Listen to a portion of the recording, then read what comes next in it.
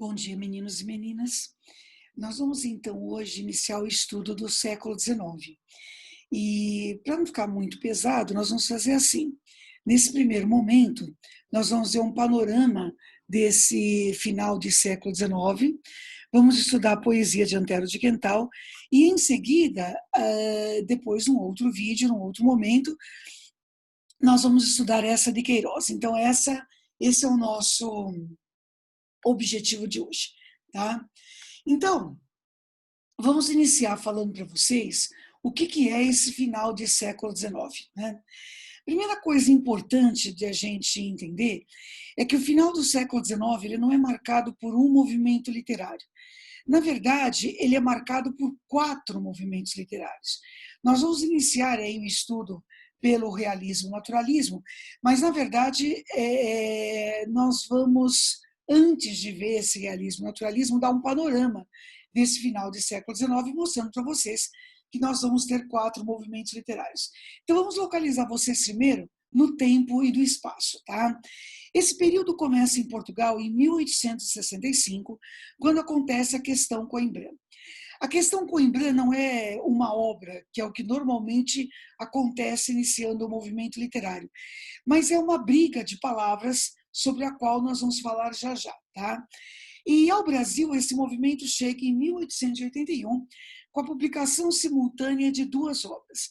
Memórias Póstumas de Brás Cubas, de Machado de Assis, iniciando o realismo no Brasil, e O Mulato, de Aloysio Azevedo, iniciando o naturalismo no Brasil. O que acontece para que efetivamente nós tenhamos 4 movimentos literários nesse final do século XIX e não apenas um, como nós estamos acostumados a ver, né? Para nós é muito óbvio que seja um movimento atrás do outro. Por que agora a gente percebe que não é efetivamente um movimento atrás do outro, né? O que acontece nesse final do século XIX é a Revolução Industrial. É mais precisamente a segunda Revolução Industrial. E com ela, nós sabemos que houve assim um desenvolvimento imenso da tecnologia, a ponto, por exemplo, das pessoas verem a tecnologia como algo que vai fazer a vida delas melhor, mais do que isso, né? Vai livrá-las de todos os problemas.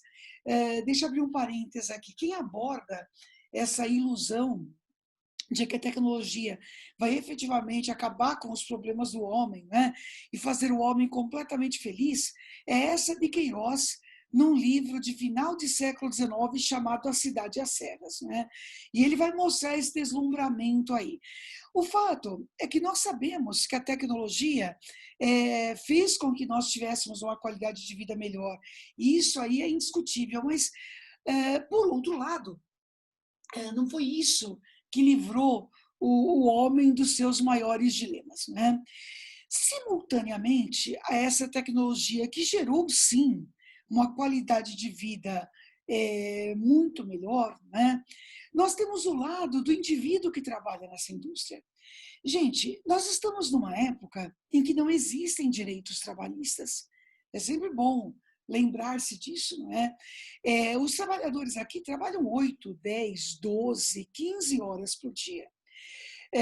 Não há direito à saúde, não há férias, não há descanso semanal remunerado, e sequer há a possibilidade, por exemplo, né, do indivíduo ter direito à organização sindical. Então, se por um lado existe uma burguesia, né, que ganha dinheiro com esse avanço tecnológico, existe toda uma massa trabalhadora que está lá para ser explorada por essa burguesia. Aliás, né, essa ideia de que trabalho dignifica o homem é algo que vai ser extremamente defendido por essa burguesia, mas não o trabalho dela, o trabalho do pobre, né? O trabalho do indivíduo que vai ser explorado. Isso fica muito claro, por exemplo, no romance A Relíquia de Eça de Queiroz, né? Você vai presenciar uma burguesia letrada, uma burguesia que tem acesso às fontes de informação, que tem acesso ao estudo, que tem acesso a tudo isso, mas é uma burguesia que, simultaneamente, não é, também não precisa trabalhar, não é? Porque os seus pais já garantiram aí, enfim, o seu futuro. Então, e os seus pais acham que é normal que seja assim.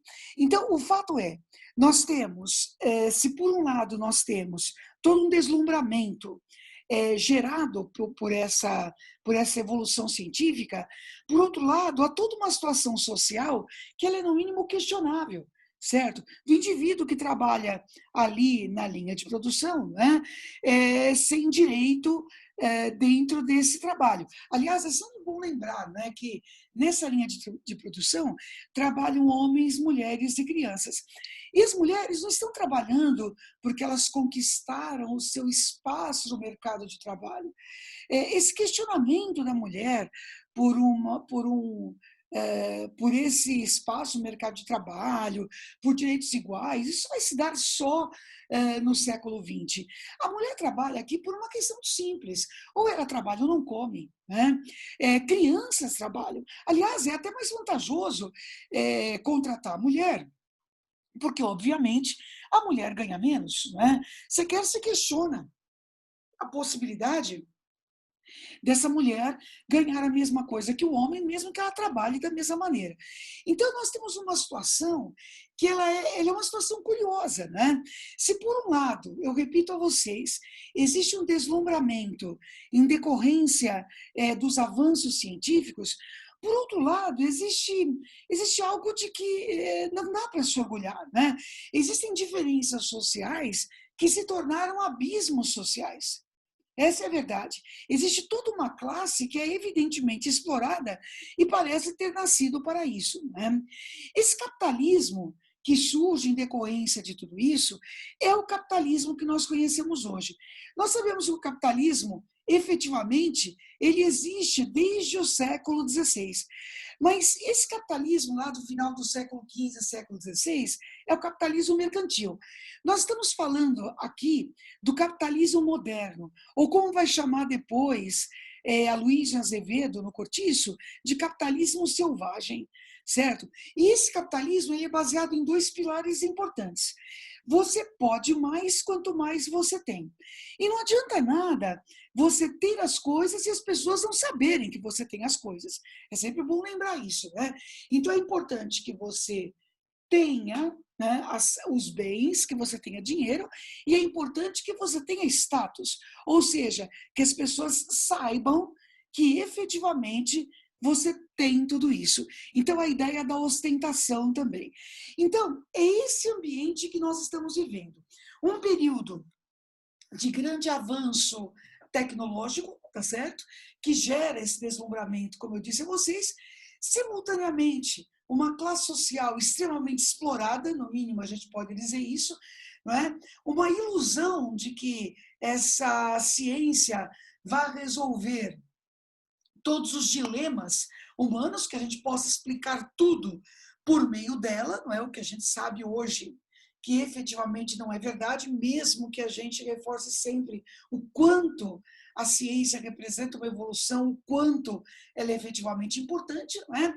E é um sistema econômico que todos nós conhecemos muito bem, porque nós os vivenciamos hoje. A partir desse cenário, desenvolvem-se 4 movimentos literários. E cada um faz um recorte dessa Revolução Industrial. O primeiro deles é o realismo, né? E o realismo, dentro desse contexto, analisa o homem por dentro. Então, o primeiro enfoque é esse, é o homem por dentro. Ao analisar-se o homem por dentro, né, o recorte de classe social que se faz é a burguesia. E ao se analisar esse homem por dentro, descobre-se que ele não vale nada, né? É aquela história, se para você ganhar dinheiro, se para você obter uma promoção numa empresa, você precisa passar por cima de todo mundo, qual é o problema em fazer tudo isso? Se é preciso mentir, se é preciso enganar, se é preciso explorar, qual o problema em fazer tudo isso? Isso fica nítido, por exemplo, em A Relíquia. Isso fica nítido, por exemplo, em Memórias Póstumas de Brás Cubas. Então, muitas vezes, essa burguesia não precisa ter grande conhecimento, não é? Mas ela é a dona dos meios de produção e é ela que dá as cartas nisso tudo. Então, esse homem por dentro é avaliado, ele é visto como indivíduo individualista, como uma pessoa individualista, como aquele que busca apenas o bem próprio. O naturalismo já tem como recorte o proletário. Basta nós nos lembrarmos de Cortiço, né? Lá moram pedreiros, moram prostitutas, moram lavadeiras, né? Então é o proletário que é enfocado numa obra naturalista. Ao analisar-se o homem naturalista, o recorte que se faz é o homem por fora. Por que não se analisa o homem por dentro? Simples, porque ele não tem dentro. E isso, gente, não é preconceito, isso é denúncia. É sempre bom fazer esse tipo de reflexão, né? Vamos voltar um pouquinho. Eu e vocês, pessoas aí da classe média, né? Nós temos aí uma série de privilégios. E esses privilégios fazem com que a gente consiga imaginar a possibilidade de ser feliz, de se realizar, enfim, de buscar a sua realização plena, né? Seja no campo profissional, seja no campo individual. O indivíduo que mora lá no Cortiço, por exemplo, é o indivíduo que trabalha hoje para comer hoje. Simples assim, certo? Isso explica a zoomorfização que existe na obra naturalista. Seres humanos, pessoal, eles precisam mais do que sobreviver. Seres humanos precisam viver. Né? E é isso, né?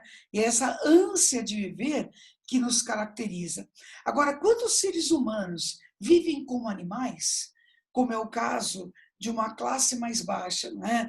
Justamente porque não tem acesso ao mínimo, né? Então é preciso denunciar isso. Então entenda uma coisa, o naturalismo é como se fosse o realismo potencializado. O realismo propõe uma análise do homem. O naturalismo propõe uma denúncia da situação em que esse homem vive, certo? Então ele pega muito mais pesado. Não existe uma preocupação com o estilo numa obra naturalista, não. Ele escracha mesmo, né? A ideia é mostrar o quanto aquilo é absurdo. É para você ter vergonha de ser humano. Isso explica, por exemplo, no Cortiço, as pessoas que vão morar lá serem comparadas a larvas fumegando no esterco. Né? A Rita Baiana ser comparada a uma cadela no cio. Então, todo o cenário mostrado tem como objetivo denunciar as condições em que essa classe que é explorada vive. Né? Aí surgem os parnasianos. Né? Os parnasianos concordam. Eles veem o homem como alguém que, como disseram os realistas, não vale nada por dentro, e como disseram os naturalistas, não vale nada por fora. Então, se ele não vale nada por dentro, nem por fora, falar do ser humano para quê? Vamos falar de vaso. Muito mais legal. Vamos falar de palmeira solitária no píncaro do Monte Azulado. Tá certo? Ou seja, né, o conteúdo da obra parnasiana, como vocês vão ver mais adiante, fala de qualquer coisa, menos o ser humano. Aliás, por que arte pela arte? Porque é uma obra que vale muito mais pela forma do que pelo conteúdo. Né? O que importa no poema não é o conteúdo dele, mas se todos os versos são de 10 sílabas ou de 12, se as rimas são raras. Ou seja, o parnasiano é aquele que se coloca como alienado e tem orgulho de ser assim. O simbolista, então, o simbolista também acha, olha, o homem não vale nada por dentro nem por fora. Mas a saída não é falar de vaso. Não é por aí. Né? Então, qual é a saída? A saída seria buscar um espaço ou buscar as respostas no espaço que esteja além do homem. Então, gente, em plena época cientificista, materialista, nós temos um movimento de tom esotérico, que é, por exemplo, o movimento simbolista. Então, são 4 recortes diferentes da Revolução Industrial. E nós, hoje, vamos iniciar pelo realismo naturalismo. Né? Bom, Iniciando, então, pelo realismo, naturalismo, lembrem-se de que nós estamos vivendo uma época cientificista. Né? Isso é um jeito de dizer a vocês que, enquanto o romantismo pensou num jeito de ler o mundo de uma forma, por exemplo, mais emocional, né? O realismo e o naturalismo propõem uma leitura do mundo racional. Então vão surgir teorias, né, em que esse cientificismo, antes aplicado à evolução tecnológica, aplicado à evolução científica, à indústria, por exemplo, passe a ser aplicado ao homem. A maneira como o homem lida, né, com a sua realidade, enxerga a sua realidade. Veja, deixa eu abrir um parênteses aqui. É comum os vestibulares, por exemplo, colocarem fragmentos de obra desse período e perguntarem a vocês qual é a corrente que está lá. Né? Então é importante que a gente saiba reconhecer isso, tá bom? Então, olha só, a primeira delas é o positivismo, do Augusto Comte. O positivismo é a religião da ciência, ou seja, né, se algo pode ser provado cientificamente, esse algo existe. Se não pode ser provado cientificamente, não existe.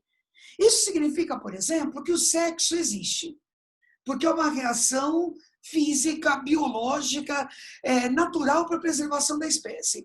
Agora, o amor, o sentimento, essa coisa de você querer estar perto de alguém, porque essa pessoa é importante para você, pode esquecer, tá certo? Porque isso cientificamente não tem como ser provado. Isso explica por que romances românticos acabam no "e eles viveram felizes para sempre", ou seja, acabam no casamento, né? Enquanto romances realistas, naturalistas, começam pelo adultério. Tá? Então é como se o instinto sexual não pudesse ser contido. Tá? Determinismo, do Hippolyte Taine. O homem é fruto de uma equação de três incógnitas, né? Meio, raça e momento. Então, se o indivíduo nasce num meio deteriorado, né? Num meio de criminalidade, de violência, né? O pai, por exemplo, não vale nada, a mãe também não. E o momento de crise, não é? Pô, ele só pode nascer como um indivíduo que não vale nada também. É como se não tivesse outra variante. Olha, tomem cuidado quando vocês olham para isso aqui e acham que isso é óbvio, viu? Porque isso aqui não é. Talvez esta seja a teoria mais alienante que existe. Quando nós acreditamos que nós somos frutos do meio, da raça e do momento, nós partimos do princípio de que não há nada que a gente possa fazer para mudar a realidade. Porque, afinal, coitadinhos de nós, né? Nós somos meros resultados do mundo em que nós vivemos. Tomem cuidado com isso. Mas nessa época se acredita nisso, tá? O evolucionismo do Darwin, né? Que se baseia na ideia da lei do mais forte, os mais fortes sobrevivem e tudo mais. Na literatura, nós vamos ver as duas coisas. Essa ideia de que os mais fortes sobrevivem, por exemplo, essa teoria é parodiada na teoria do humanitismo, que vai aparecer no romance Quincas Borba, de Machado de Assis, não é? E a ideia de que se nós viemos de espécies inferiores, né, nós somos animais. E se nós somos animais, nós agimos como animais. Animais agem de que jeito? Por instinto, então nós também. Certo? Tudo aquilo que nós fazemos é de forma puramente instintiva. E, por fim, o experimentalismo do Claude Bernard. O experimentalismo tem a ver com o início dos exames laboratoriais, né? E isso vai acontecer no final do século XIX. Na literatura, isso se traduz pelo surgimento dos romances de tese. Então, os romances, eles têm alguma coisa para ser provada, né? E essa tese vai usar o enredo e as personagens como argumentos, tá? Isso tudo vai gerar, então, né, esses movimentos, o realismo, o naturalismo, que tendem a ser movimentos mais objetivos.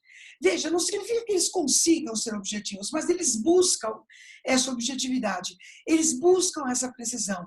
Enquanto que românticos buscavam o passado, buscavam o futuro, né? Realistas, naturalistas têm o seu olhar sobre o momento presente. A ideia é enxergar o que está acontecendo, não é? E falar para a gente o que está acontecendo. E fazer a gente repensar sobre o que está acontecendo, certo? A partir do olhar da ciência, né? E é isso que, desta aula em diante, nós vamos passar a estudar. A ideia é ver como é que isso acontece em Portugal. Por que em Portugal, primeiro, nós não vemos realismo primeiro, naturalismo depois, já que são movimentos então diferentes? Porque em Portugal, gente, esses dois movimentos chegam a acontecer dentro do mesmo autor. E esse autor é Eça de Queiroz, né? Então, enquanto Eça de Queiroz tem obras como O Primo Basílio, que é uma obra de tendência muito mais realista, ele tem obras como O Crime do Padre Amaro, que é uma obra aí de tendência absolutamente naturalista. Então, você encontra os dois movimentos dentro do mesmo autor. Diferentemente do Brasil, em que você tem o realismo em Machado de Assis e o naturalismo em Aloysio de Azevedo, tá? Então, seguindo aí o material de vocês, vamos começar com isso em Portugal, né? Conforme eu disse há pouco, isso começa em Portugal com uma briga de palavras conhecida como Questão Coimbra, né? Tudo começou quando Antônio Feliciano de Castilho, um poeta romântico português, escreveu um pós-fácil ao poema da Mocidade, do Pinheiro das Chagas, super elogiando o romantismo. Até aí, vamos combinar a opinião dele, tá certo? Ele tem todo o direito de valorizar o romantismo. Mas, simultaneamente, ele descia a lenha no realismo, naturalismo. Ele dizia que esse realismo que estava surgindo lá em Coimbra era uma doença literária. Pois então, a tal doença literária, né, estava surgindo, segundo a visão do Castilho, da cabeça de um jovem descabeçado chamado Antero de Quental. Deixa eu abrir um parênteses aqui. É sempre bom você saber que essa rixa Castilho e Antero de Quental não começa com a questão Coimbra, viu? No passado, Castilho tinha sido professor do Antero de Quental. Então, os dois já tinham aí enfim, né? Já tinham desentendimentos. E aí, isso só se reforça nesse período. Bom, o jovem Antero de Quental, que acreditava nas ideias realistas, não é? Quando vê esse pós-fácil, fica indignado e resolve responder num artigo que é publicado nos jornais da época, chamado Bom Senso e Bom Gosto. E nesse artigo, entre outras coisas, ele diz que quando os cabelos brancos do Castilho passam diante dele, ele se vê obrigado, enfim, a respeitar esses cabelos brancos. Mas ele não consegue respeitar as pequeninas coisas que esses cabelos brancos escondem. Olha, gente, isso é um eufemismo, né, para dizer que o Castilho tinha titica de galinha na cabeça, né? Eu não conseguia respeitar essas pequenas coisas, como ele mesmo vai dizer, que saíam do cérebro, né, do Castilho. Enfim, né, o Antero de Quental responde ao Castilho, o Castilho vê a resposta, não gosta e tem uma tréplica, né? Olha, gente, isso não para por aí, viu? Esses dois times vão se engrossar, né? E isso vai gerar uns 40 textos publicados nos jornais da época, né? Essa briga de palavras ficou conhecida como Questão Coimbra, ou Bom Senso e Bom Gosto. E foi essa briga de palavras que abriu o realismo e naturalismo em Portugal. O Eça de Queiroz, diante dessa questão Coimbra, ele ficou meio como espectador. Ele não foi aquele que participou ativamente. Há um texto do Eça de Queiroz em que ele diz que, diante da questão Coimbra, ele parecia aquela menina que viu a Bastilha cair e não entendeu nada, né? Estava lá vendendo doces. Na hora que ela caiu, viu a Bastilha cair e continuou vendendo doces, né? O que vai acontecer com essa de Queiroz é que ele vai participar do realismo posteriormente. Quando acaba essa confusão aí da questão Coimbra, eles vão realizar, os realistas, né, as conferências do Cassino Lisbonense. E essas conferências, né, nada mais eram do que debates que eram feitos no Cassino Lisbonense sobre literatura, sobre política, sobre educação. Gente, eles não queriam mudar a literatura. Eles saíram da questão Coimbra fortalecidos. Eles queriam mudar Portugal. Portugal estava atrasado em relação aos outros países da Europa, né? E Portugal precisava ser modificado. Detalhe. Esse cassino lisbonense, nunca é demais lembrar, né? Que era uma casa noturna na época. Esse cassino lisbonense era um lugar em que os homens de família, aqueles, sabe, sérios, iam ver as mocinhas dançando cancan, que era a dança mais sensual do momento. Os mesmos homens que chamavam esse cassino durante o dia de antro de perdição, à noite frequentavam. Essa é a hora que você pensa, tá bom, e os caras iam lá para discutir literatura, para discutir política, para discutir... Iam. Por quê? Para mostrar que o grande mal dessa sociedade portuguesa chama-se hipocrisia, certo? É isso que leva, segundo eles, ao maior atraso que existe em Portugal, né? Uma das conferências do Cassino será feita por essa de Queiroz. Bom, o Cassino é fechado e eles vão formar o grupo dos vencidos na vida. Olha, esse nome, na verdade, gente, é uma grande ironia, viu? Eles não se consideravam vencidos. Na verdade, eles se consideravam vencedores. Eles passaram a se reunir em outros lugares e continuar exatamente as mesmas discussões. Então, de verdade, o que é importante a gente saber? Que a instauração do realismo e naturalismo em Portugal se deu por um processo, não é?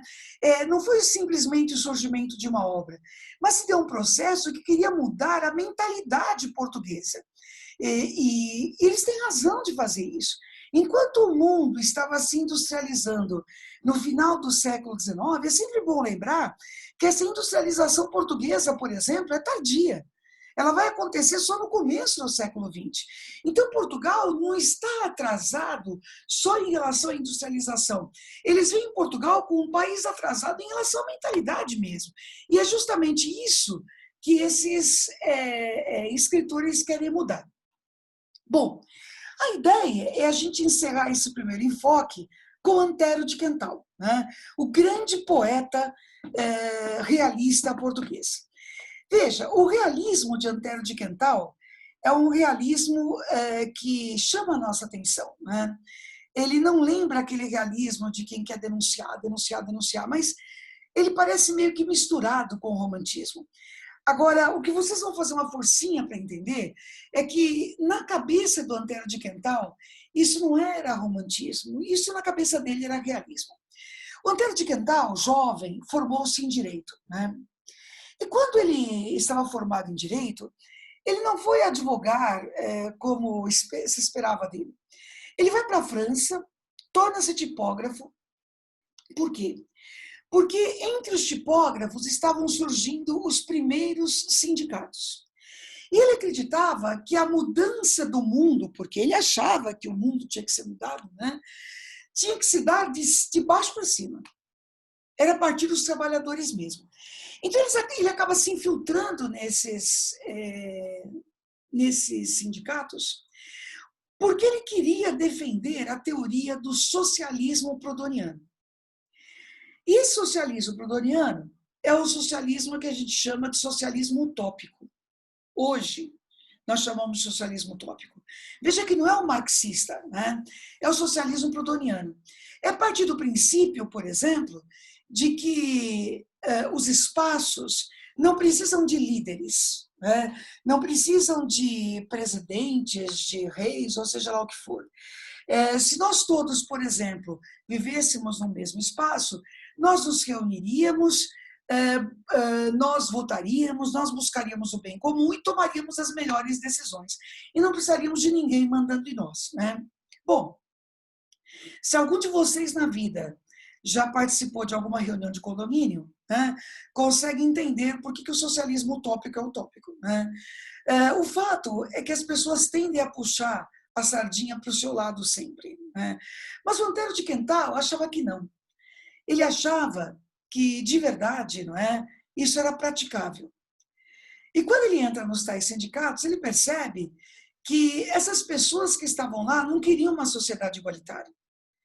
Que essas pessoas, elas queriam, na verdade, trocar de lugar com quem manda, né? Enfim, nenhuma novidade, né, para nós. É por isso que ele os abandona, volta para Portugal, e em Portugal ele tenta partir para a política. Então vamos tentar o contrário, né?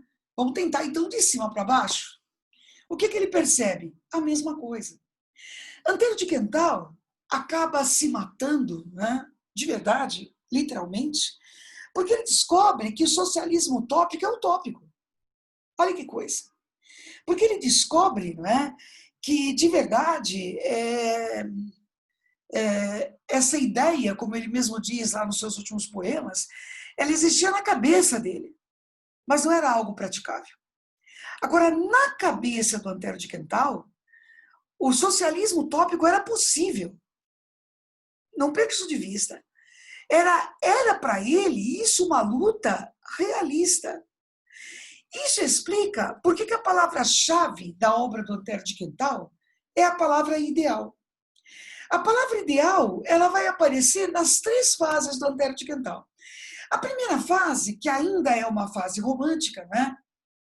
Desses 2 livros que estão aí, Raios de Extinta Luz e Primaveras Românticas, o ideal é a mulher. Então, é ainda aquela mulher etérea, não é? Inalcançável, bem no estilo romântico. Agora, a fase importante é esta, a fase realista, do livro Odes Modernas. E lá ele defende o socialismo utópico. Já não sei o que vale a nova ideia. Quando a vejo na rua desgrenhada, turva no aspecto, à luz da barricada, com o bacante após lúbrica ceia. Veja como ele começa o soneto. A nova ideia, gente, é o socialismo utópico. E esse socialismo utópico não está numa bolha, não está numa redoma, está na rua.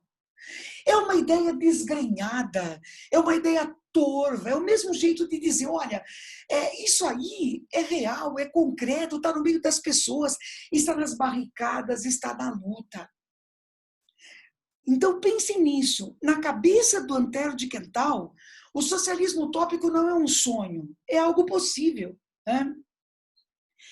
Aí o argumento do soneto dele é assim: sanguinolento olhar se lhe incendeia, aspira fumo e fogo embriagada. A luz da alma vasta e sossegada, ei-la presa às fúrias de Medeia. De novo, ele tenta nos convencer de que isso é concreto, que isso é real. O olhar é sanguinolento, ela aspira fumo, é fogo. Ou seja, é uma ideia viciada, é uma ideia comum. Né? É como se ele dissesse a você, eu não sou romântico, eu não sou romântico, eu não sou romântico.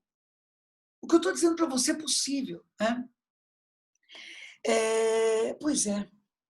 Mas o mesmo Antero de Quental, que termina o texto assim, né? Ele termina, que começa o texto assim, ele termina o texto assim. Um século irritado e truculento chama a epilepsia do pensamento, verbo ao estampido de pelouro e obus. O século irritado e truculento é este que ele está vivendo. É o século XIX, com muitas e muitas mudanças.